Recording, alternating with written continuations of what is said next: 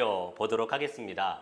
여러분, 제가 여러분에게 PDF로 자료를 보내드렸는데요. 그것들을 한번 같이 보시면서 50분 동안 이스라엘 백성들의 절기에 대해서 한번 살펴보았으면 좋겠습니다. 우리가 살펴보게 될 것은 오늘 이스라엘의 절기에 대해서 살펴볼 것입니다. 여러분, 이스라엘 백성의 절기의 특징이 있어요. 그 절기를 누가 지정해 주시냐면 여호와 하나님께서 지정해 주신다라고 하는 거예요. 여호와 하나님께서 지정할 때도 굉장히 독특한 방법으로 사용하십니다. 이스라엘 백성 가운데 어떤 역사, 어떠한 일들이 먼저 일어난 것이 아니라 하나님께서 먼저 어떠한 절기를 먼저 말씀하세요. 그리고 난 다음에 어떠한 일이 벌어지느냐? 하나님의 역사가 그 다음에 일어납니다. 무엇을 이야기하냐면 하나님께서 이스라엘 백성에게 허락하신 절기는 누구로부터 기인한 것이에요? 이스라엘 백성으로부터 기인한 것이 아니라 하나님께서 주권적으로 이스라엘 백성에게 말씀하셨고 주권적으로 하나님께서 이스라엘 백성에게 역사하신 것을, 그 은혜를 이스라엘 백성들이 기억하는 것이 이스라엘 백성이 가진 절기의 특징입니다.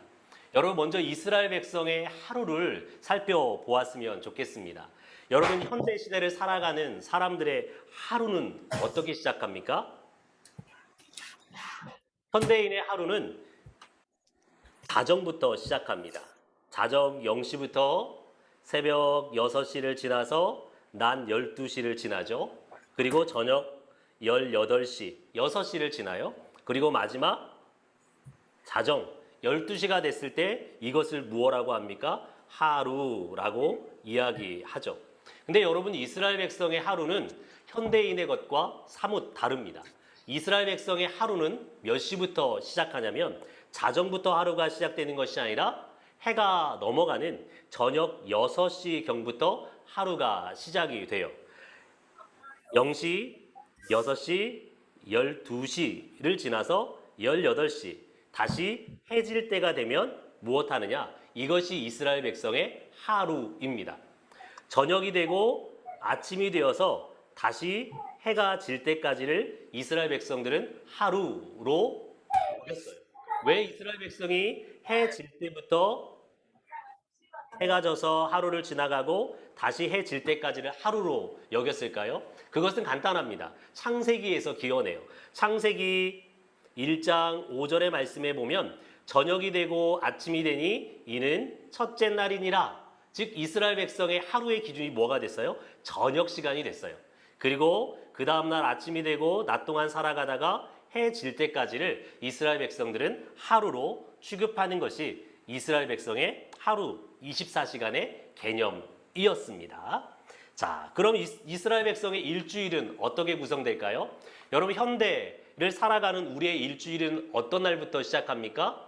많은 분들이 우리의 일주일은 월요일부터 시작한다라고 생각하는 분들이 계세요. 그러나 우리의 일주일은 월요일부터 시작하는 것이 아닙니다. 여러분, 우리가 가진 달력을 보면 제일 앞에 무엇이 기록되어 있냐면 일요일, 주일이 앞에 기록되어 있어요. 그리고 일, 월, 화, 수, 목, 금, 토, 이것이 우리의 일주일이죠. 유대인들은 일, 월, 화, 수, 목, 금, 토, 이렇게 일주일의 숫자를 세지 않습니다. 유대인들은 어떻게 일주일의 숫자를 셀까요? 창세기 1장의 말씀에 기인하는 것처럼 첫째 날, 두 번째 날, 세 번째 날, 네 번째 날, 다섯 번째 날, 여섯 번째 날, 일곱 번째 날. 일곱 번째 날이 무슨 날일까요? 안식일입니다. 유대인들의 마지막, 이스라엘 사람들의 마지막은 안식일로 끝납니다. 이 안식일이 현대인의 달력에서는 어디일까요? 금요일 저녁부터 현대인의 토요일 저녁, 해 질 때까지가 유대인의 안식일이에요. 그래서 여러분, 이단 중에 안식교라고 하는 이단이 있죠. 안식교 이단은 언제부터 안식일을 지킵니까? 금요일 저녁 6시부터 토요일을 지나서 토요일 저녁 6시까지를 안식일의 개념으로 지키는 것을 볼 수 있죠. 동일하게 유대인들 역시도 이러한 개념 속에서 일주일의 시간을 지키고 있다라고 하는 것을 기억하시면 좋을 것 같아요. 여러분, 그러면 유대인들은 어떠한 날을 귀중한 날로 여길까요? 유대인들이 가장 기릴 중요한 날, 소중한 날, 가장 행복한 날, 결혼을 하고 잔치를 하는 날은 세 번째 날입니다. 어디에 해당되는 날이냐면 현대인의 화요일에 해당되는 날이에요. 왜 세 번째 날, 지금의 화요일이 기일일까요? 이유는 창세기에서 기인합니다. 창세기에 보면 세 번째 날에 좋았더라 라고 하는 말이 두 번 반복돼요. 좋았더라, 좋았더라.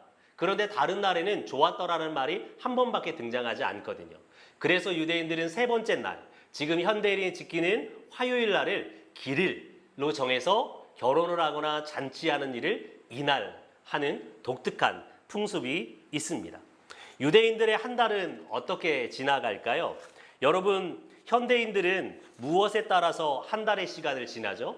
1년의 시간을 어떻게 지나느냐? 태양을 기준으로 해서, 태양력을 기준으로 해서 한 달의 시간을 지납니다. 근데 여러분, 유대인들은, 이스라엘 사람들은 태양력을 기준으로 해서 한 달, 1년을 계수하지 않아요. 무엇에 따라 계수하냐면 태음력, 즉 달의 기준 따라서 한 달, 1년의 시간을 정한다라는 거예요. 여러분, 우리 선조들이 과거에 음력을 계수했잖아요. 음력을 지냈죠. 유대인들, 이스라엘 사람들도 마찬가지예요. 태양력에 따라서 한 달, 1년을 지나는 것이 아니라 달의 기준, 즉 음력으로 한 달, 1년의 시간을 지나게 되었습니다. 여러분, 태양력에 의하면 1년은 며칠일까요? 365일입니다. 그런데 태음력에 의하면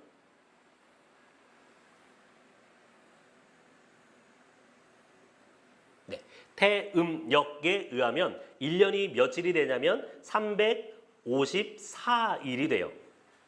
그래서 몇 년의 차이가 날까요? 11일의 차이가 나게 돼 있습니다. 여러분, 3년의 시간이 흐르면 무려 며칠의 시간이 차이가 나요? 3년 동안이면 33일의 시간이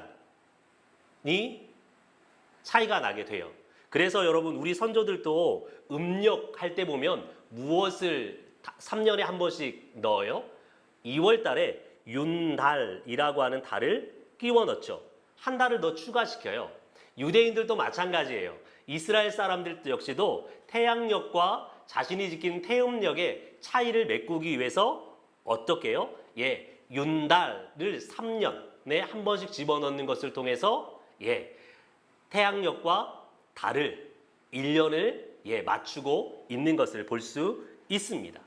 태음력을 맞추는 것이 뭐냐면 아다르라고 하는 달인데요.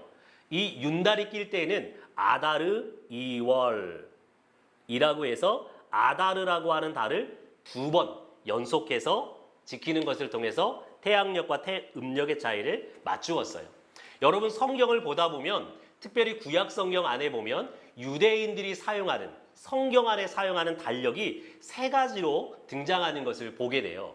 여러분, 모세 오경 안에 보면 대체적으로 달을 계수할 때 어떻게 계수하냐면 첫 번째 달, 두 번째 달, 세 번째 달, 네 번째, 다섯 번째, 이런 식으로 숫자, 서수로 달수를 계수하는 것을 볼 수 있습니다. 이것이 전통적인 유대인들의 달을 계수하는 방법이었어요. 그런데 유대인들이 여호수아 시대를 지나면서 가나안 땅을 정복하고 가나안 땅에 머물게 되죠. 그리고 사사 시대를 지나가게 돼요.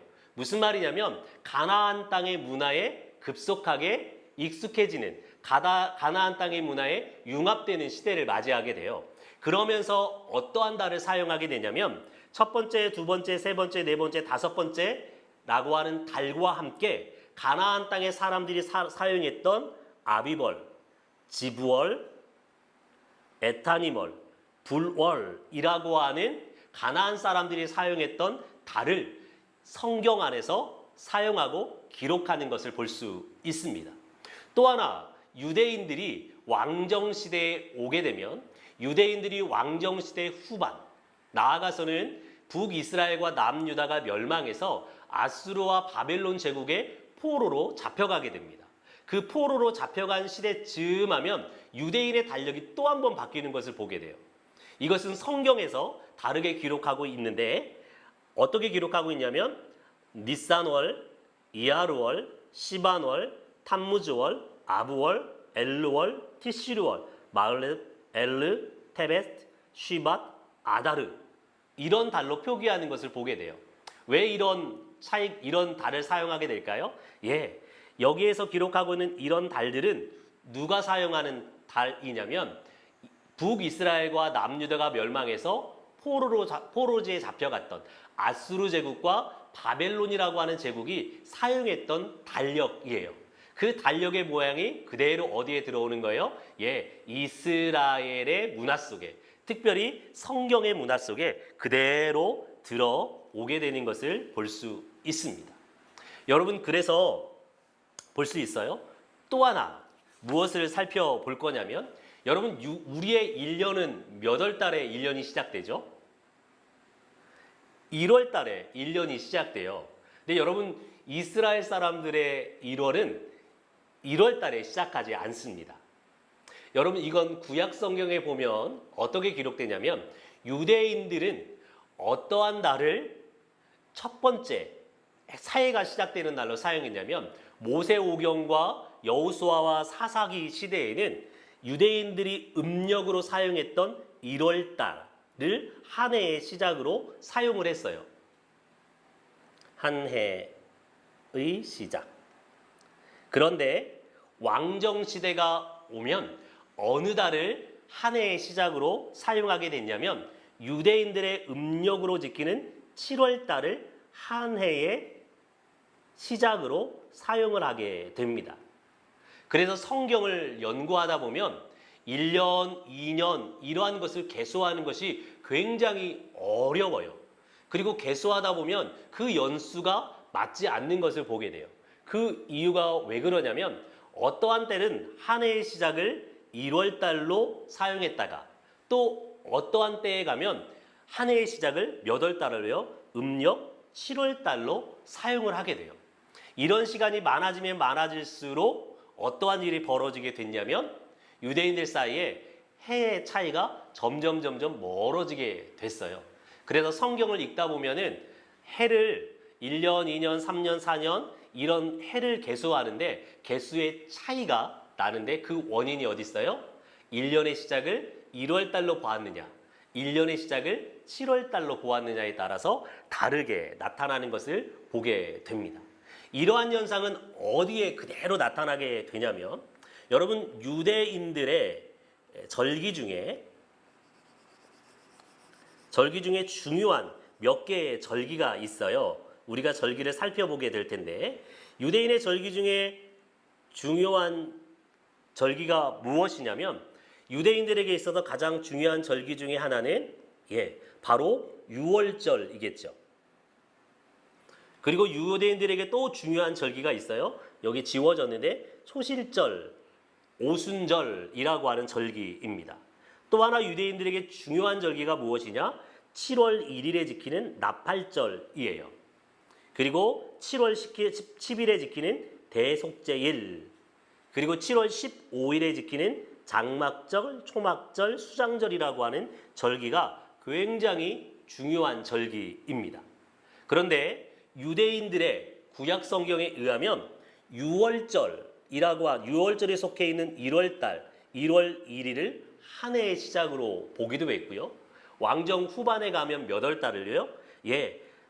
신년 나팔절에 속해 있는 7월 1일을 한 해의 시작으로 보기도 했다라고 하는 것을 기억했으면 좋겠어요. 여러분, 여기서 한 가지만 꼭 기억하시죠. 유대인들은 한 달을 1년을 무엇에 따라서 지냈다고요?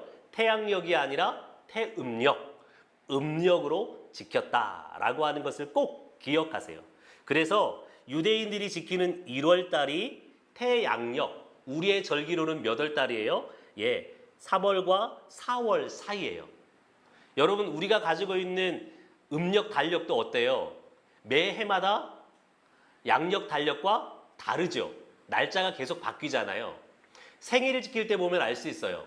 태양력 생일을 지키는 사람은 날이 바뀌지 않는데, 음력으로 지키는 사람은 날이 매 해마다 바뀌어요. 그래서 기억하지 않게 되죠. 기억을 못하게 되죠.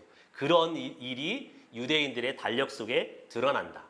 여러분, 예수님께서 죽으신 날이 어떤 날이에요? 바로 유대인의 유월절이에요. 1월 14일이거든요. 1월 14일. 그리고 예수님께서 부활하신 날이 무슨 날이냐? 1월 16일 정도 돼요. 유대인의 음력으로요. 그래서 여러분, 매해마다 부활절이 어떻게 바뀌어요? 부활절이 정해져 있지 않죠. 3월달, 4월달에서 계속해서 왔다 갔다 해요. 그 이유가 뭐예요? 유대인들의 음력 6월절에 맞추다 보니까 예수님의 부활절 날도 바뀌게 되는 일이 발생하게 된 것입니다. 자, 유대인들이 지키는 절기가 있어요. 유대인들이 지키는 절기는 가장 기본적으로 유대인들은 안식일이 일주일 중 가장 중요한 날이죠. 그리고 성경 속에 유대인의 절기가 7개, 7대 절기가 등장합니다. 유대인들은 6월절, 하나님께서 이스라엘 백성을 출애굽시킨 날을 기념하는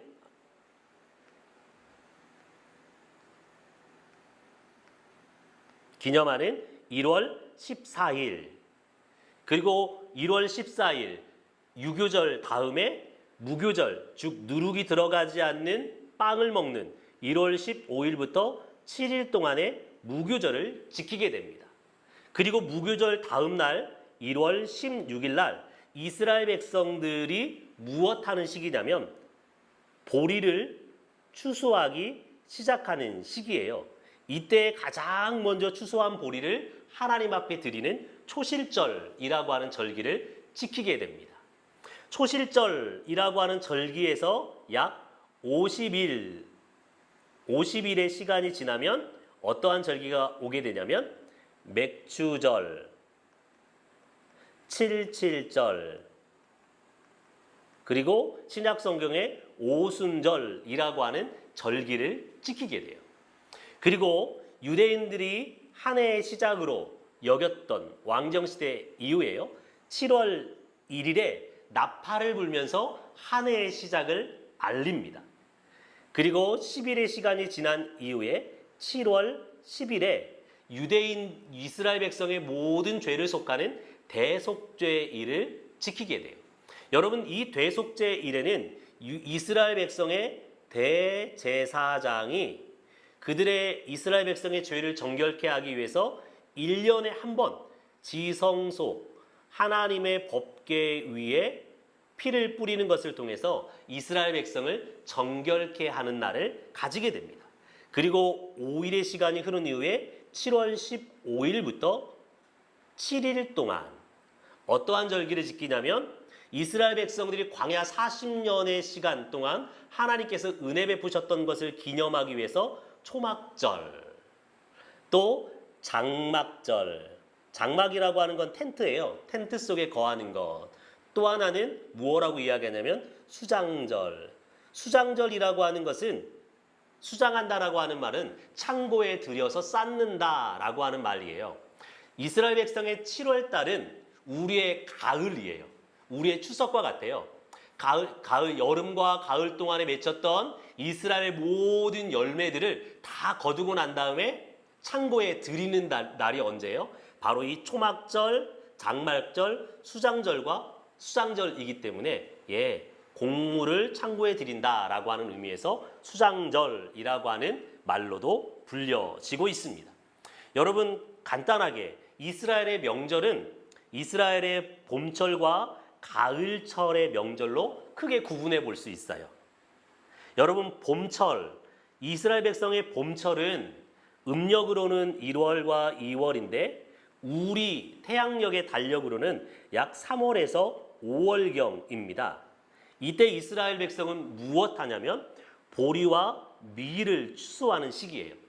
이 보리와 밀을 추수하는 시기에 유대인들은 하나님께서 이스라엘 백성을 출애굽시키신 날을 기념하는 유월절, 그리고 그 유월절 절기는 지키는 동안에 출애굽할 때에 누룩이 들어가지 않는 빵을 먹은 날을 기념하기 위해서 무교절을 7일 동안 지켜요. 그리고 제일 처음 결실한 보리를 하나님 앞에 올려드리는 초실절 1월 16일에 지키게 됩니다. 초실절로부터 50일의 시간이 흐른 이후에 오순절이라고 하는 절기를 지키는데 이 오순절에 무엇이 마무리되냐면 보리와 밀추수가 완전히 마무리되게 돼요. 보리와 밀을 추수해서 무엇 하느냐? 창고에 드리는 시기예요. 창고에 드리는 시기. 그리고 이때부터 본격적으로 무엇이 시작되느냐? 여름이 시작돼요. 이때부터는 무엇에 집중하냐면 여름 과실 농사에 집중하게 돼요. 포도나 무화과나 야자 열매나 이런 여름 과실, 가을에 거둘 것에 집중하는 것이 이 여름의 시기입니다. 그리고 가을 시기가 다가오게 되어 이스라엘 백성에게는 7월, 음력 7월이라고 했죠. 우리로 이야기하면 약 10월부터 11월, 태양력으로는요. 이런 시기입니다. 이때 7월 1일에 나팔절, 한 해가 시작이 돼요. 그리고 7월 10일에 대속죄일이 이루어지게 됩니다. 여러분 7월 1일부터 7월 10일까지 유대인들은 10일 동안 무엇 하느냐? 그냥 이 시간을 보내지 않아요. 하나님 앞에 속죄하기 위해서 인간이 행할 수 있는 노력을 하는 시기예요. 하나님 앞에 죄 용서함 받기 위해서 뭐예요? 인간적인 노력을 하는 행위. 이때 무엇을 하냐면 여러분 마태복음 6장의 말씀에 보면 예수님께서 의로운 행위로 무엇을 이야기하냐면 금식하는 거, 구제하는 거, 기도하는 이 세 가지를 의의 행위로 이야기하거든요.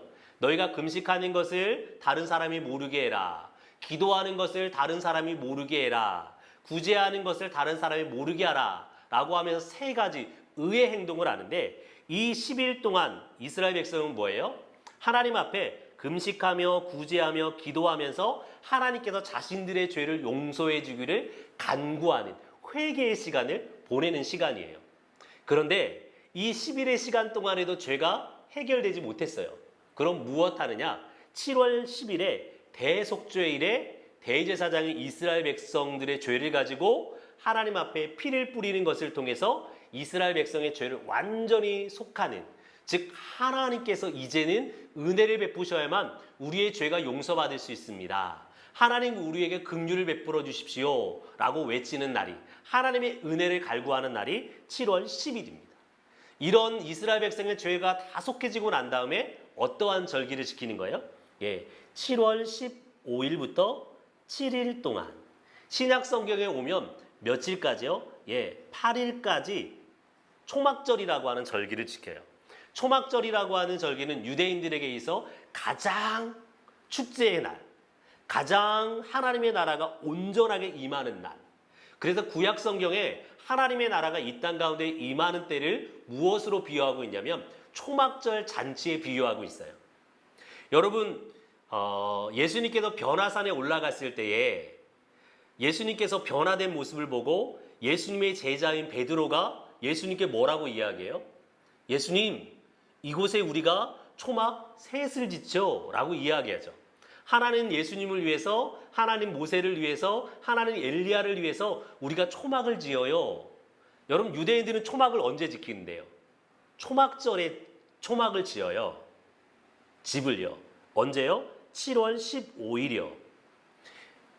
유대인들은 초막절에 하나님의 나라가 가장 온전하게 임하는 날로 구약 성경에 이야기하는데 베드로가 그렇게 예수님께 초막을 짓자라고 하는 것이 베드로가 미쳐서 그런 것이 아니라, 죄송해요, 베드로가 또라이여서가 아니라 베드로가 예수님께서 변화된 모습을 보고 무슨 생각을 하는 거예요? 아, 하나님의 나라가 우리 가운데 임하였구나. 예수님께서 이제 본격적으로 하나님의 나라를 이 땅 가운데 이루는 일을 시작하시겠구나 라고 하는 생각이 있기 때문에 뭐 하자고요? 초막을 짓자라고 이야기하고 있다라고 하는 것입니다. 자, 유대인들의 절기 중에 가장 기초가 되는 절기는 무엇이냐면 안식일이라고 하는 절기입니다. 여러분 제가 빠졌는데 유대인들의 절기는 성경 속에는 이 위에 있는 7개의 절기가 7대 절기예요.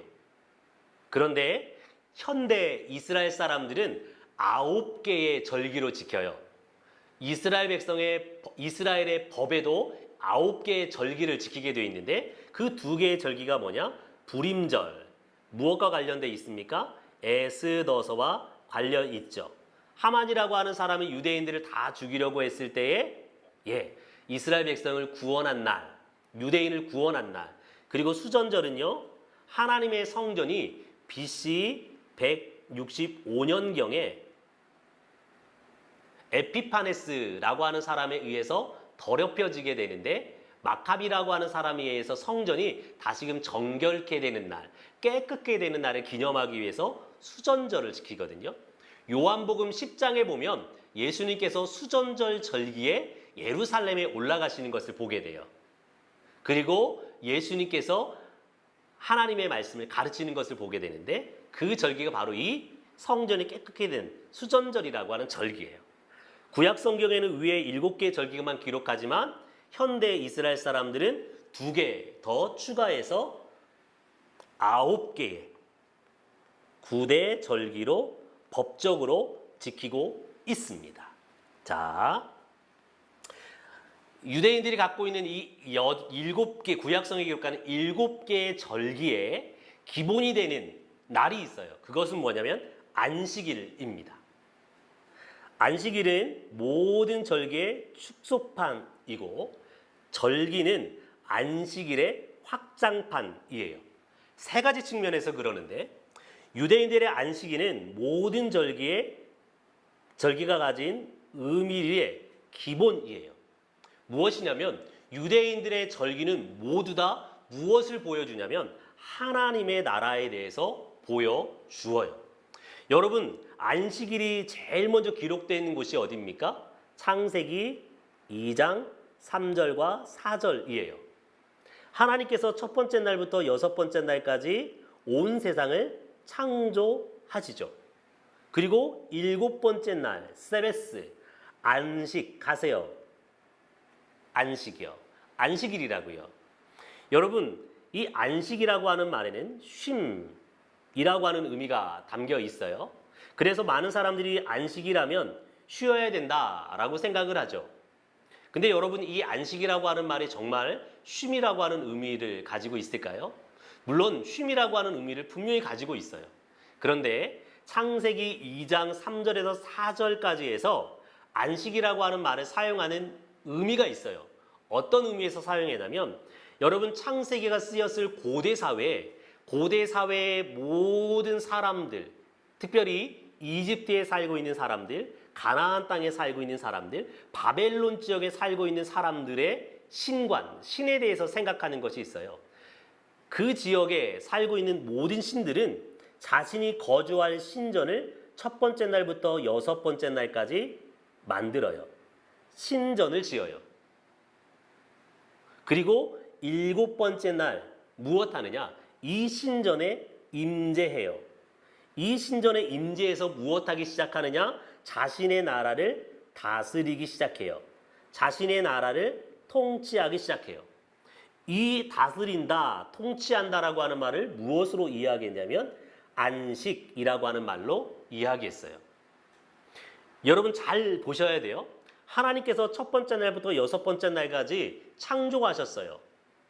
고대 근동의 사람들의 생각에 의하면 무엇을 만드신 거예요? 하나님의 신전, 하나님께서 거주할 신전을 만드신 거예요. 그리고 7번째 날 안식하셨어요. 무엇 하신 거예요? 하나님께서 하나님의 나라를 다스리기 시작하셨어요. 하나님의 통치가 이 땅 가운데 임하기 시작한 날이 뭐예요? 7번째 날이에요. 여러분, 우리가 좋아하는 하나님의 나라가 시작되었다. 여러분, 나라라고 하는 것은 몇 개의 요소를 가지고 있어요? 3가지의 요소를 가지고 있어요. 첫 번째는 나라는 땅을 가지고 있어야 돼요. 그리고 2번째는 백성이 있어야 돼요. 3번째는 무엇가 있어야 돼요? 주권이 있어야 돼요. 즉, 그 나라가 통치하는 법이 있어야 된다고요. 하나님께서 창세기 2장 4절 이후에 무엇을 구별하세요? 독특하게도 에덴이라고 하는 땅을 구별하세요. 그리고 그곳에 누구를 두세요? 하나님께서 아담과 하와를 두세요. 그리고 하나는 무엇을 주세요? 법으로서 창세기 2장 17절 선악을 알게 하는 나무 열매를 따먹지 말아라. 즉 하나님께서 안식이라고 하는 단어를 통해서 무엇하기 시작하신 거예요? 하나님의 나라를 이 땅 가운데 이루기 시작하셨다. 하나님의 나라를 이루는 일을 누구에게 맡기셨어요? 아담과 하와에게 맡기신 거예요. 그런데 아담과 하와가 창세기 3장에 하나님의 나라를 이루어야 될 것을 누구에게 떠넘겨요? 하나님에게 복종하는 것이 아니라 누구를 자기의 통치자 삼아요? 뱀의 말에 순종하는 것을 통해서 뱀이 자기의 통치자인 것처럼 뱀이 자기를 다스리는 것처럼 바꾸어 버리죠. 큰 문제가 발생하게 된 거예요. 예, 여러분 그래서 안식일을 지키는 모든 절기, 이 7대 절기 동안에 무엇 하느냐? 노동을 쉬어요. 노동을 쉬어요. 즉 무슨 말이에요? 하나님께서 온전하게 통치하고 다스리는 날이기 때문에 사람은 그 통치와 다스림 속에서 뭐예요? 그 하나님의 나라에서 쉴 수 있는 거예요. 쉰다라고 하는 것은 단순히 쉬는 게 아니에요. 하나님의 통치와 다스림을 인정하며 그 통치와 다스림 속에 내가 살아가고 있다라고 하는 것을 고백하는 날. 그 고백하는 날이 어떤 날이에요? 이스라엘 백성의 절기이다라고 하는 것입니다. 그래서 여러분 안식일은 7이라고 하는 숫자와 7번째 날이죠. 그래서 유대인들이 가지고 있는 절기가 다 7과 관련이 있어요. 여러분 안식일은 7일째죠. 6월절은 며칠 날 지켜요? 1월 14일 날 지켜요. 무교절은 1월 15일부터 며칠간요? 7일간 지켜요. 여러분 77절은요. 1월 16일에 지키는 초실절에서 며칠의 시간이 지나야 돼요? 7주, 7일, 7주가 지나는 날이 7이 2번 나오죠. 이때가 77절, 오순절이에요. 여러분 그리고 7월달과 관련되어 있는 절기요. 7월달과 어떠한 날이 관련이 있어요? 7월달에 나팔절, 7월 10일에 속죄일, 7월 15일부터 7일간 지키는 절기가 기록되고 있죠. 모두 다 뭐예요? 7과 관련시키는 것을 통해서 뭐예요? 이 유대인들이 가지고 있는 절기가 무엇을요? 안식일의 확장판으로서 하나님의 나라, 하나님의 통치를 보여주는 것이다라고 하는 것입니다. 여러분 6월절입니다. 제가 자꾸 옆으로 하는 것은 시계를 보는 겁니다. 17분이 남았어요. 자, 6월절입니다. 6월절이라고 하는 것은 이스라엘 백성 음력 1월 14일 날 지키는 절기입니다. 1월 14일 날 지켜요. 여러분 이스라엘 백성이 1월 14일 날 6월절이라고 하는 절기를 지키기 전에 6월절 양을 구별하는데 이 양을 구별하는 날이 어떤 날이냐? 1월 10일, 4일 전에 양을 구별해요. 왜 4일 전에 양을 구분할까요? 하나님께서 6월절을 지키기 위해서 잡는 양을 첫 번째 기준을 무엇라고 말씀하시냐면 흠이 없는 것이라고 말씀하시거든요. 그래서 유대인들은 6월절 당일날 양을 구별하는 것이 아니라 4일 전인 1월 10일 날 양을 구별해서 그 양을 무엇하는 거예요? 하나님 앞에 드리기에 흠없도록 지키기 위해서, 구별하기 위해서 4일 전에 양을 구별합니다. 그 양은 태어난 지 8일째 되는 것부터 1년 미만인 양이 사용됐어요. 1월 14일 6월절 당일에 되었을 때 성전으로 양을 가지고 올라가요. 그리고 양을 잡아서 피를 어디에요? 번제단에 뿌립니다. 뿌린 양을 무엇하느냐? 집으로 가지고 와서 석류나무에 끼워서 화덕에 구워서 먹어요. 이 양을 먹을 때 최소 몇 명이 먹어야 되느냐? 최소 10명부터 많게는 20명이 먹도록 했어요. 그러니까 양 한 마리를 10명이나 20명이 먹었다고요. 무슨 말일까요? 배 터지게 먹었다라는 거예요. 배 터지게. 여러분 양 드셔본 분이 있을 거예요. 양을 잡아본 분이 있을지 모르겠는데 저는 에티오피아라고 하는 나라에 살 때 양을 한 달에 한두 번씩 꼭 잡았거든요. 그러면 조끼 20명 이상이 배부르게 먹을 수 있어요. 배부르게. 정말 배부르게. 하나님께서 유월절 양을 잡는 것을 통해서 무엇하게 하신 거예요? 이스라엘 백성에게 배부름을 주셨어요. 여러분, 이스라엘 백성들이 양고기를 먹는 날, 유월절과 초막절 절기, 1년에 딱 2번이에요. 이때만 이스라엘 백성이 누구나 고기를 배부르게 먹을 수 있다고요. 즉 하나님께서는 유월절을 통해서 출애굽한 날을 기념하게 하실 뿐만 아니라 하나님께서 구원하시는 날을 기쁨으로 보낼 수 있도록 허락해 주신 거죠. 여러분, 유월절 절기 동안에 유대인들이 먹어야 될 음식이에요. 하나, 둘, 셋, 넷, 다섯, 여섯. 6개의 음식을 유대인들이 꼭 먹게 돼 있었습니다. 돼 있었어요. 자, 유월절에 관한 요세푸스라고 하는 예수님 시대 때 유명한 역사학자가 있는데요. 이 역사학자는 유월절 당일날 1월 14일에 에루살렘에서 죽임당한 피를 흘린 양이 몇 마리였다고 기록하자면 25만 6천 마리였다라고 이야기해요.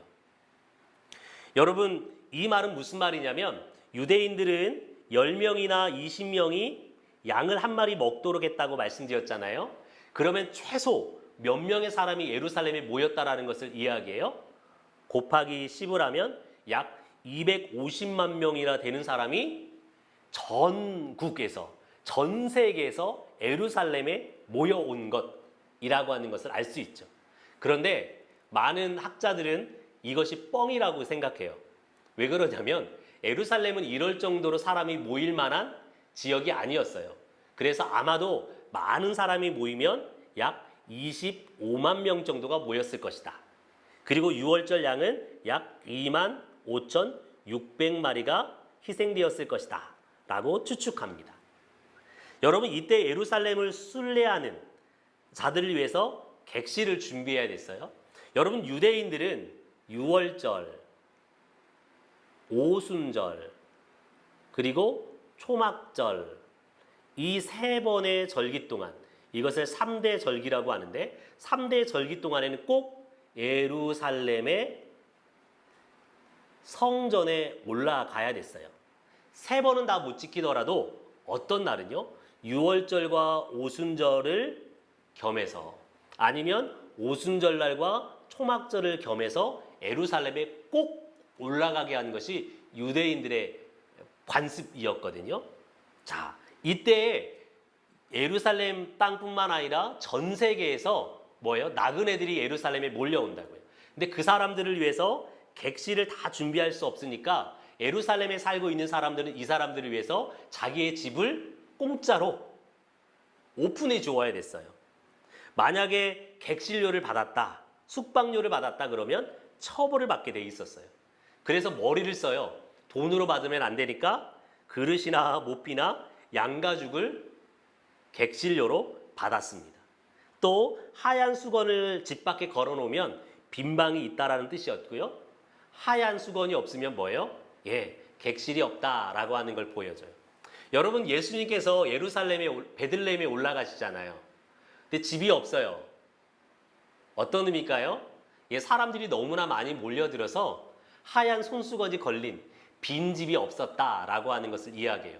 그만큼 많은 사람들이 예루살렘에 모여들었다라고 하는 것을 의미하죠.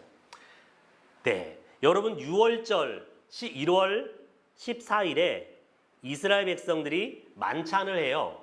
만찬을 하는데 만찬을 할 때 저녁에 1월 14일 저녁에 초를 켜는 것으로 만찬이 시작됩니다. 그리고 유대인들은 특별히 4번에 걸쳐서 포도주를 마셔요. 이 4번에 걸친 포도주가 모두 다 의미가 있는데 첫 번째 포도주를 마시고 난 다음에는 무엇 하느냐? 손을 씻는 예식을 행해요.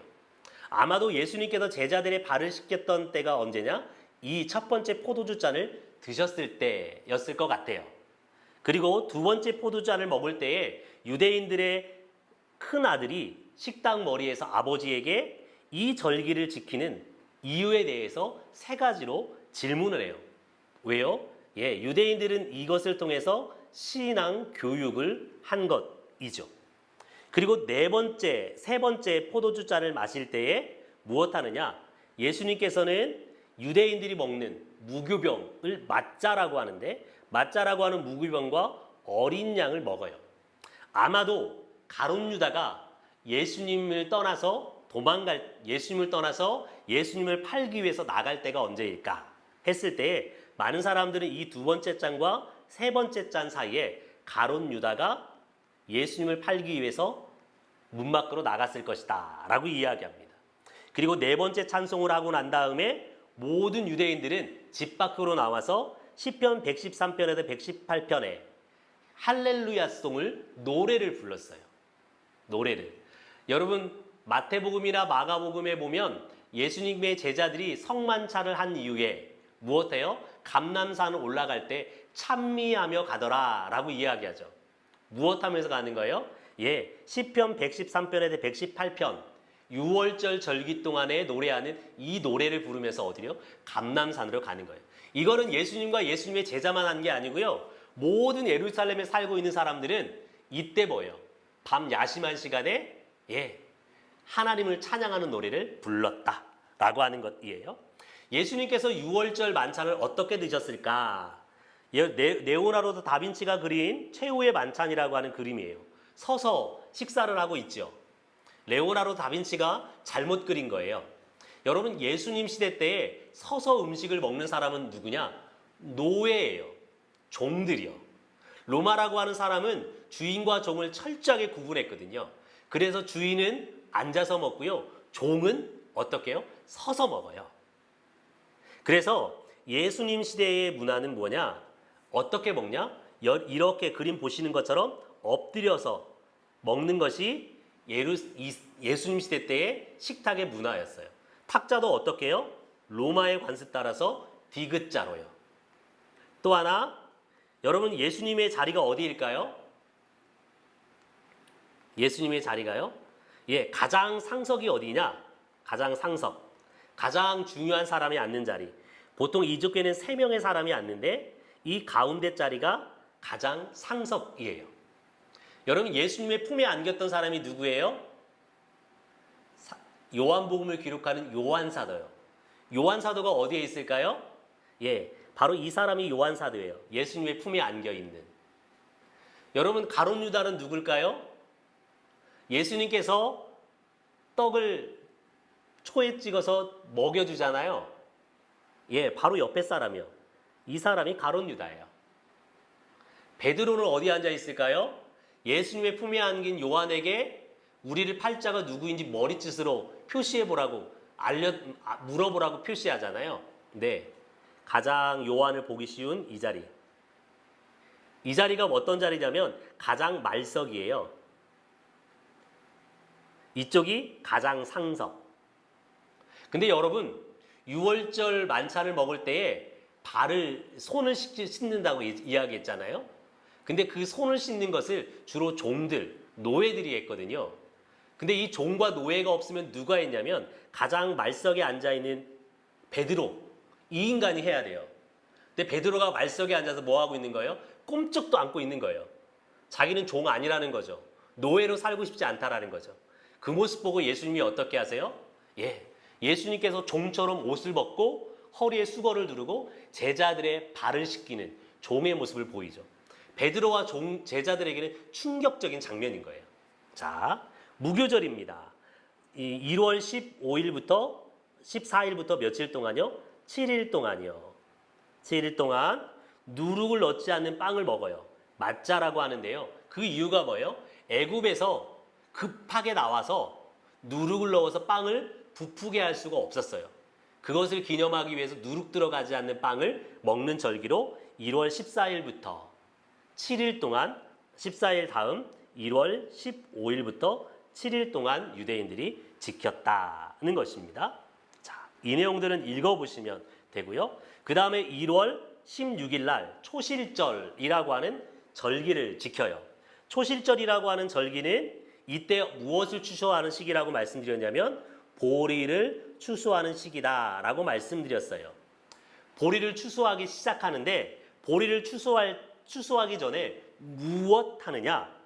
1월 16일 초실절 절기를 지키기 며칠 전에 이스라엘 백성의 지도자들, 즉 사내들인 공회라고 하는 회의에 참여하는 사람들이 유대인의 지도자들인데 이 지도자들이 보리가 있는 들판에 나아가서 보리를 자세히 살핀 다음에 실한 것을 끈으로 묶어놔요.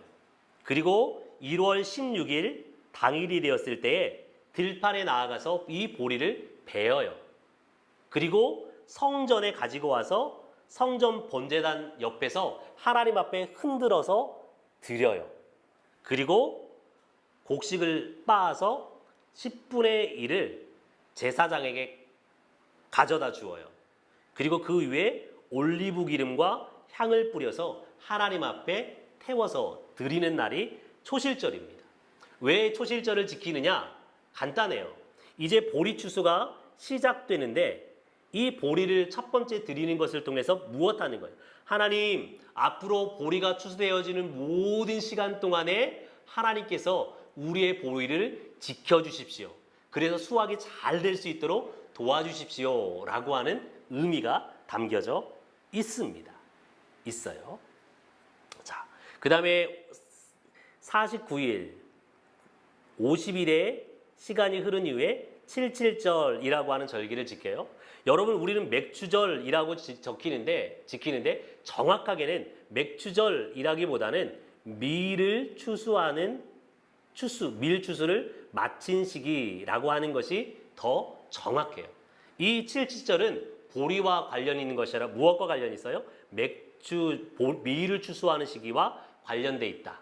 하나님, 밀을 잘 추수할 수 있도록 도와주셔서 감사합니다 라고 하면서 하나님 앞에 제사 드리는 날이에요.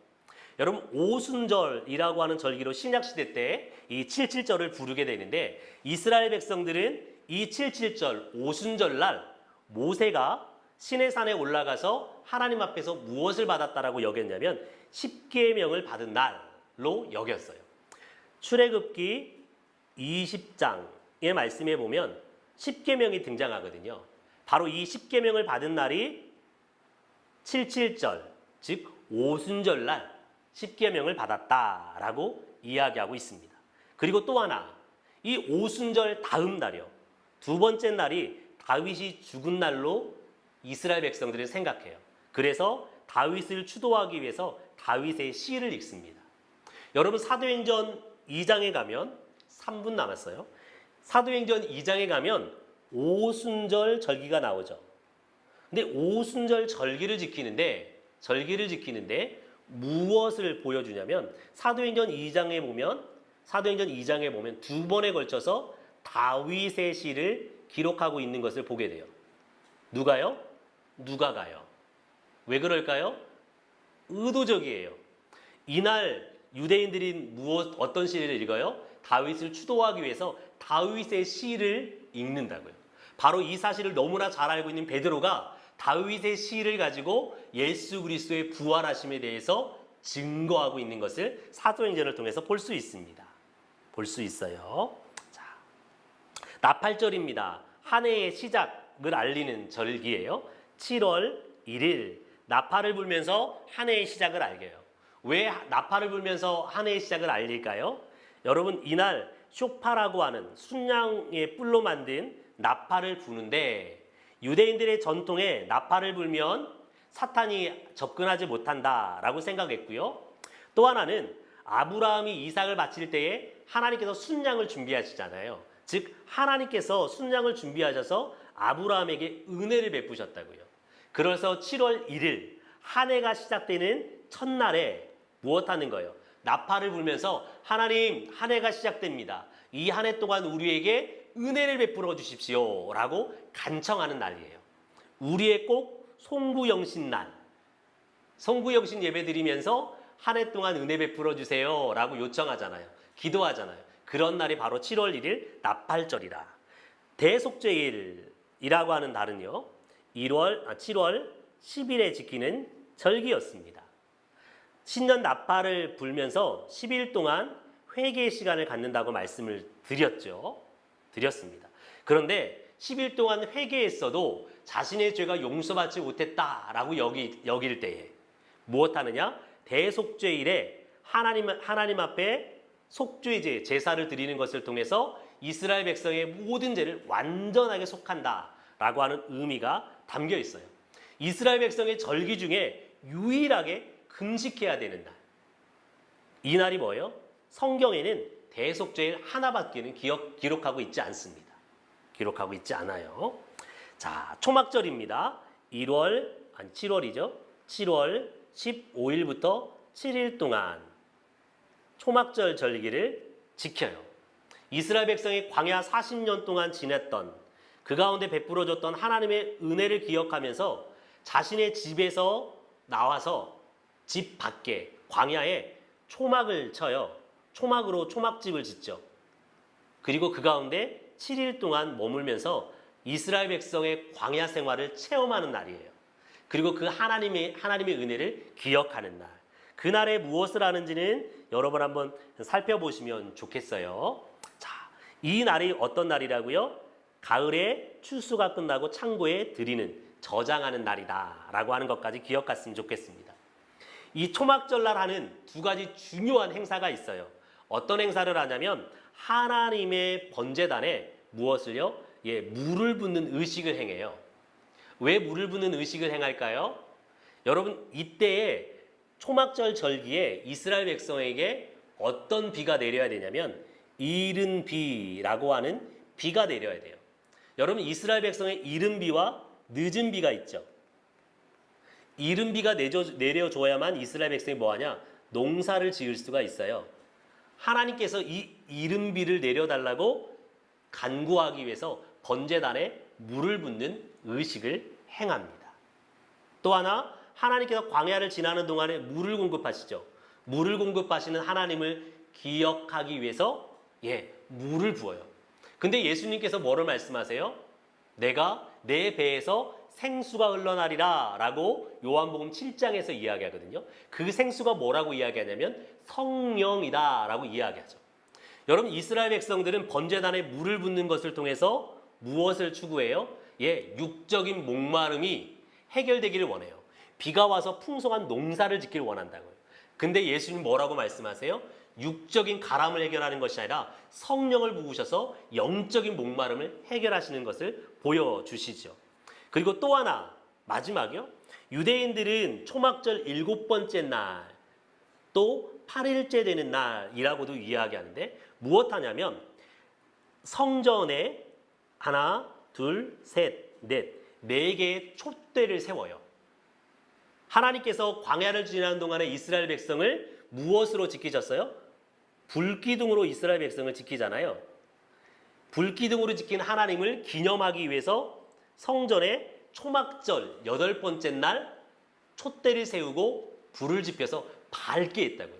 이때 예수님께서 뭐라고 말씀하세요? 내가 세상의 빛이다 라고 말씀하세요. 즉 무슨 말일까요? 이스라엘 백성이 광야 생활하는 동안에 하나님께 너희가 불기둥이 되어서 너희를 지켰던 것처럼 누가요? 예수님께서 너희의 빛이 되어서 너희를 지키는 분, 너희에게 은혜를 베푸시는 분이라고 하는 것을 보여주는 내용입니다. 이것이 초막절과 관련해서 예수님께서 말씀하시는 내용이에요.